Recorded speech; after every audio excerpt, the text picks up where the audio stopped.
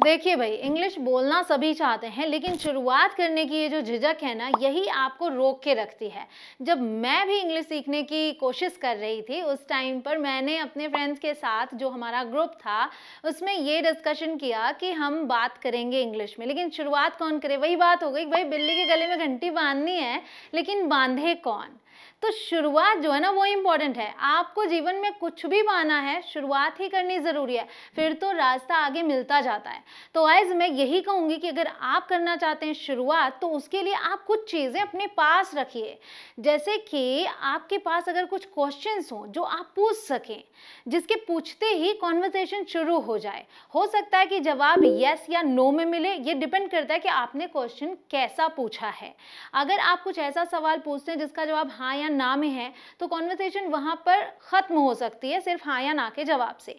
लेकिन अगर आप ऐसा क्वेश्चन पूछें जिससे कि कुछ थोड़ा सा लंबा जवाब हो, और फिर आप उस पर एक और क्वेश्चन डाल दें, या फिर सामने वाला शायद आपसे क्वेश्चन पूछ ले, मतलब कॉन्वर्सेशन इंटरेस्टिंग हो जाएगी। लेकिन शुरुआत सबसे ज्यादा जरूरी है। तो शुरुआत करने के लिए मैं लेकर आई हूँ कॉन्वर्सेशन स्टार्टर्स। अलग अलग सिचुएशंस में मैं आपको बताऊंगी कि आप कैसे सवाल पूछ सकते हैं, जिससे आपकी मदद होगी और आप खुद से इंग्लिश बोलना शुरू कर पाएंगे। शुरुआत करेंगे तो कॉन्फिडेंस अलग ही तरीके का आता है। तो चलिए जल्दी से करते हैं इस वीडियो की शुरुआत। My name is Kanchan, you are watching me on English connection. Let's begin. तो सबसे पहले बात करेंगे, if you are at a social event, आप कैसे वहाँ पर बात की शुरुआत कर सकते हैं। जब आप किसी शादी में जाते हैं, आप लड़की वाले की तरफ से हैं और लड़के वाले की तरफ से कोई है जिसे आप नहीं जानते। अब आप उससे जब बात करना शुरू करेंगे, तो मोस्ट प्रोबेबली आप यही पूछेंगे कि आप दूल्हे के क्या लगते हैं, राइट? उसी तरीके से जब आप सोशल इवेंट में हैं, देखिए शादी में आपके पास बात करने के लिए बहुत सारे लोग हैं, आप तड़प नहीं रहे हैं किसी से बात करने के लिए। बट सपोज जिस सोशल इवेंट में आप गए हैं, वहाँ पे आप ज़्यादा लोगों को नहीं जानते, अब आप चुप करके बैठे हैं, आपको किसी से बात करनी है, बहुत ज़रूरी भी है। तो आप वहाँ पर उस व्यक्ति के बारे में पूछिए, मतलब उस व्यक्ति से क्या रिश्ता है, आप उसे कैसे जानते हैं जिसने ये इवेंट ऑर्गेनाइज किया है, तभी तो आप बात कर पाएंगे। तो सपोज वो व्यक्ति है राम, तो आप कैसे पूछेंगे? आप पूछेंगे कि आप राम को कैसे जानते हैं, आपकी बात शुरू हो जाएगी। तो इसी बात को आप स्टार्ट करेंगे सो करके, जैसे तो आप राम को कैसे जानते हैं, ये हिंदी में, तो इंग्लिश में so how do you know Ram. Clear? अब वो आपको बताएगा कि वो कैसे जानता है राम को, यहाँ से कॉन्वर्सेशन शुरू। तो आपने ये एक जो तरीका देखा, so how do you know, इस तरीके से आपने शुरुआत की। तो जो फ्रेजेस आपको दिख रहे हैं, ये ना सोचे कि आपको रटना है, आपको ऐसे ही बहुत सारे फ्रेजेस, बहुत सारे क्वेश्चंस खुद से प्रैक्टिस करनी है। मतलब ऐसे ही बार बार जब बोलेंगे, अलग अलग सिचुएशंस में बोलेंगे, तो आप खुद से क्रिएट कर पाएंगे।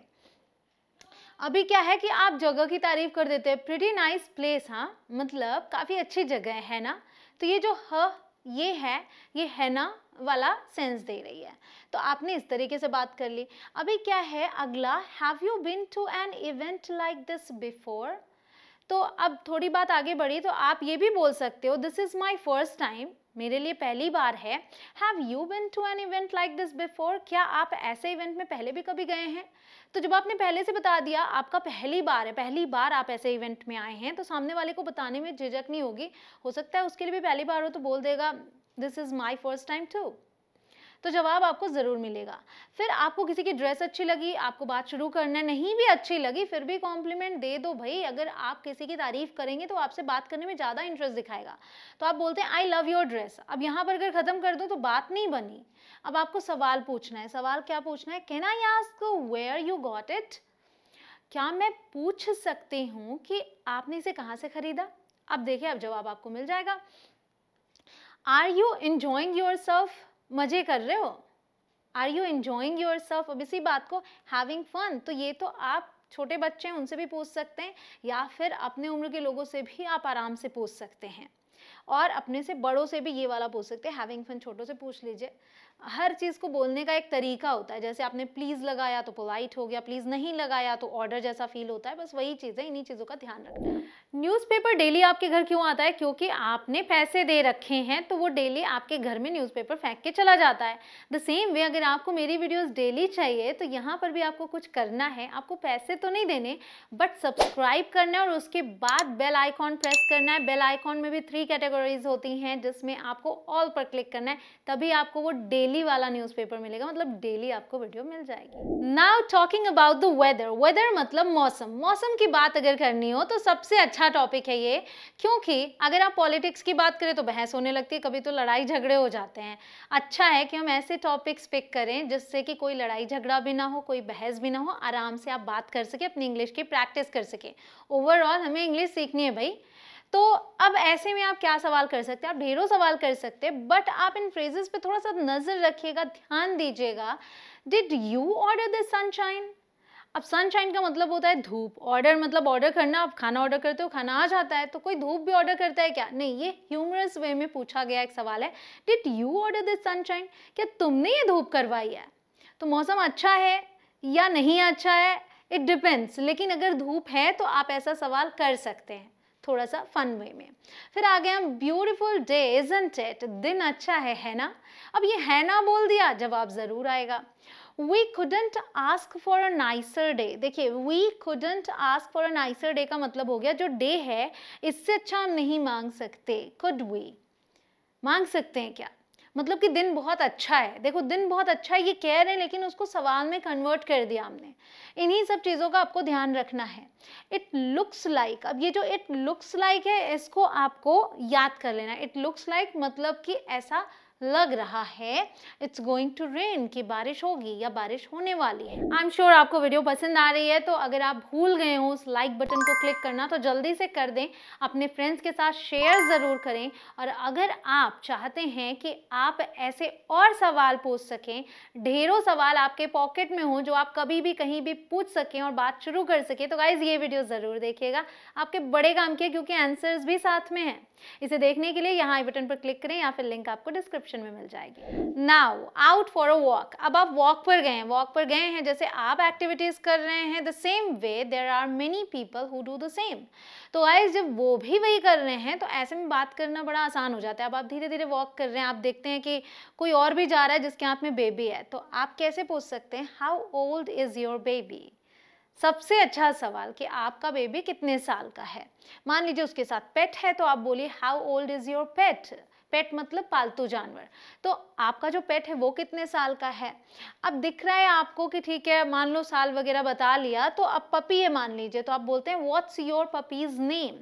अगर बेबी है तो आप पूछ लीजिए what's your baby's name, is it a girl और a boy, is it a girl और अ बॉय। ये भी आप पूछ सकते हैं जब आपको ये नहीं समझ में आ रहा कि वो लड़का या लड़की जो बेबी है, तो यहाँ पर हम इट का यूज कर सकते हैं, सही होता है। Nice day to be outside isn't it, मतलब बाहर रहने के लिए, टहलने वहलने के लिए अच्छा दिन है ना? तो ये भी आप बोल सकते हैं। How do you like this park, how do you like something का मतलब होता है कि आपको ये कैसा लगता है। How do you like this park, ये आप चेंज भी कर सकते हैं। How do you like this street भी आप बोल सकते हैं। Do you know any good gym around here, do you know any something, do you know मतलब क्या आप कोई अच्छा सा जिम जानते हैं आसपास में। तो आपको कुछ भी पूछना है तो डू यू नो एनी, फिर ऐसे करके आप सवाल कर लेंगे। आगे है एट द ऑफिस, भाई ऑफिस में भी बहुत तरीके की बातें होती हैं, तो ऐसे में आप क्या चीज़ें यूज़ कर सकते हैं। सिंपल वाले देखिए, looking forward to the weekend. अभी क्या है, मान लीजिए थर्सडे है तो आप बोलते हो और बिजी है, हर कोई बिजी रहता है ऑफिस में और हर कोई छुट्टी का वेट करता रहता है, तो आप बोलते हो looking forward to the weekend, मतलब सप्ताहांत का उत्सुकता से इंतजार कर रहे हो। What are you doing this weekend, what are you doing, ये बहुत ही सिंपल सा लग रहा है आपको, लेकिन इससे आप बहुत सारी चीजें पूछ सकते हैं, तो इसे आप याद कर लीजिए अगर सिंपल है। व्हाट आर यू डूइंग, अब आगे आप क्या जोड़ते हैं, दिस वीकेंड मतलब इस सप्ताहांत क्या कर रहे हो। मान लो आपको दिस वीक पूछना है तो वो भी पूछ लीजिए, what are you doing this week, इस हफ्ते तुम क्या कर रहे हो। What are you doing this month, अब देखिए एक फ्रेज से आपने कितने सवाल बना लिए है ना। I am going to grab a coffee, I am going to grab a coffee मतलब मैं कॉफी लेने जा रही हूँ। Does anyone else want one, क्या किसी और को भी चाहिए। तो ये आपने एक तरीके से कर्टसी दिखाई, आप खुद जा रहे हैं और पूछ भी रहे हैं। भाई जब फैमिलियर हो जाता है, जब आप अपने कॉलीग से बात करने लगते हैं तो ऐसे सवाल करते हैं। और ये सारे सवाल मैं इसलिए दे रही हूँ कि ऐसे ही जाके हर बार एक सिंपल सा सवाल ना पूछ के थोड़ा इंटरेस्टिंग सवाल पूछें।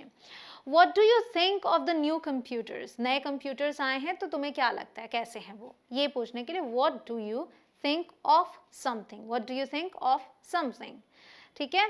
फिर है आगे वेटिंग समवेयर, आप कहीं पर वेट कर रहे हैं, सपोज बस स्टॉप है, आप वहां पर वेट कर रहे हैं बस स्टेशन पे, और क्या होता है कि और लोग भी तो वेट कर रहे हैं वहां पे। अब जैसे हम कहते हैं ना कि बैठे बैठे क्या करें, एक अंताक्षरी के लिए भी ऐसे ही बोला जाता है, तो बस आप बातें शुरू कर दीजिए। अब जब लेट हो रहा है, बस नहीं आ रही है, आप वेट कर रहे हैं, तो ऐसे में आप उसी के बारे में बात करेंगे of course.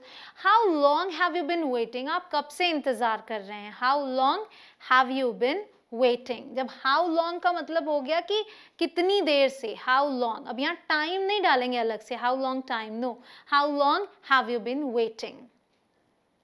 I didn't think it would be so busy today. मुझे लगा नहीं था कि इतनी भीड़ होगी आज।